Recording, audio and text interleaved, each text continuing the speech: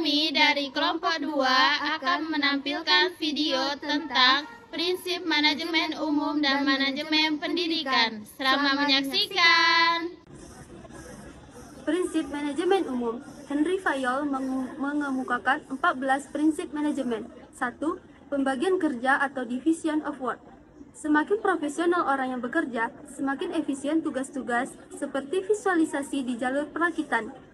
Dalam penerapannya, karyawan memiliki spesialisasi di bidang yang berbeda-beda serta memiliki spesifikasi dan keterampilan yang berbeda-beda.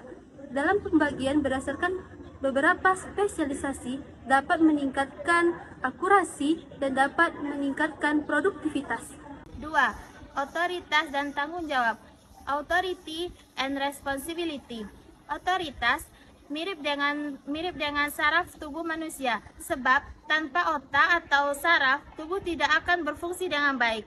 Wewenang adalah hak untuk melakukan sesuatu dan mengarahkan orang lain untuk melakukan atau tidak melakukan guna mencapai tujuan yang diharapkan. 3. Disiplin. Disiplin berarti seluruh anggota organisasi menaati peraturan dan kesempatan yang diberikan kepadanya.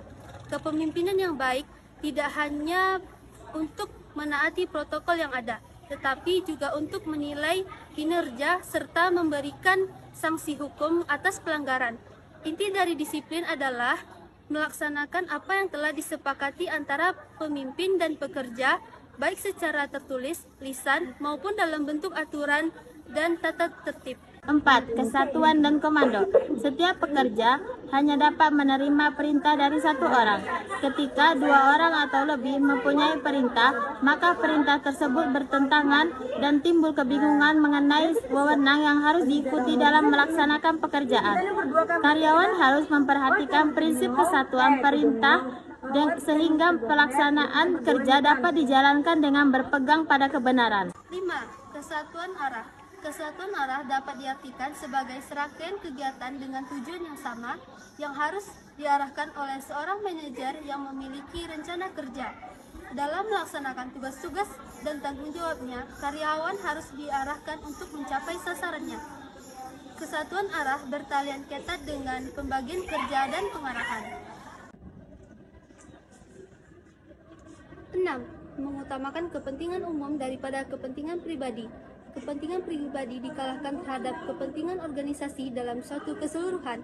Sebagai seorang anggota organisasi, kepentingan umum sudah seharusnya lebih diutamakan daripada kepentingan pribadi. 7. Remunerasi personel. Remunerasi pegawai dapat diartikan sebagai kompensasi atau gaji yang adil atas pekerjaan kepada pekerja atau karyawan dan manajemen.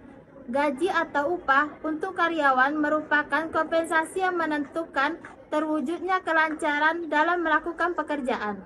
8. Sentralisasi. Meskipun tanggung jawab tertinggi berada di tangan atasan, wewenang pengambilan keputusan dapat dialihkan kepada bawahan jika diperlukan untuk mendorong desentralisasi. 9. Rantai skalar, yaitu adanya garis kewenangan yang tersusun dari tingkat atas sampai tingkat terendah seperti tergambar pada bagan organisasi. Dengan adanya hierarki ini, karyawan dapat mengetahui kepada siapa mereka harus bertanggung jawab dan dari siapa mereka akan mendapatkan perintah.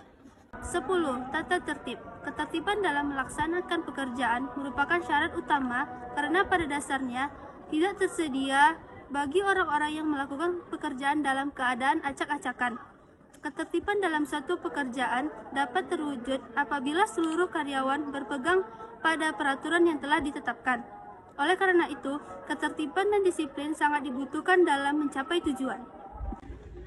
11. Keadilan. Keadilan dan kejujuran merupakan salah satu syarat untuk mencapai tujuan yang telah ditentukan. Keadilan dan kejujuran terkait dengan moral karyawan dan tidak dapat dipisahkan. Keadilan dan kejujuran harus ditegakkan mulai dari atasan karena atasan memiliki wewenang yang paling agung. 12. Stabilitas masa jabatan. Karyawan membutuhkan waktu untuk mempelajari pekerjaan baru. Hal ini untuk memastikan bahwa karyawan tidak terlalu sering keluar masuk organisasi. Dalam setiap aktivitas kestabilan, karyawan harus diselamatkan sebaik-baiknya agar segala pekerjaan berlanjut dengan lancar. 13. Inisiatif. Inisiatif timbul dari dalam diri seorang yang menggunakan kekuasaan pikir dalam mewujudkan suatu yang berfaedah untuk penyelesaian pekerjaan dengan sebaik-baiknya.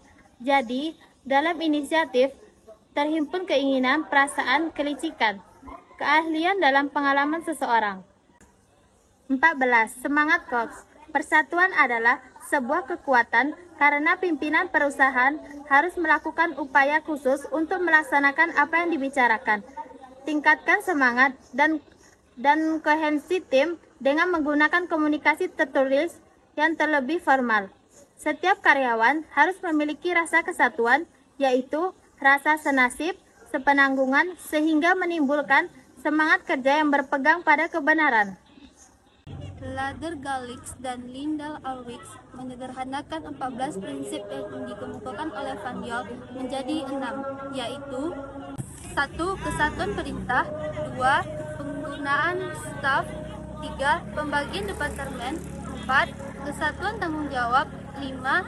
Rentangan atau pengawasan, 6. Menempatkan orang sesuai dengan struktur organisasi.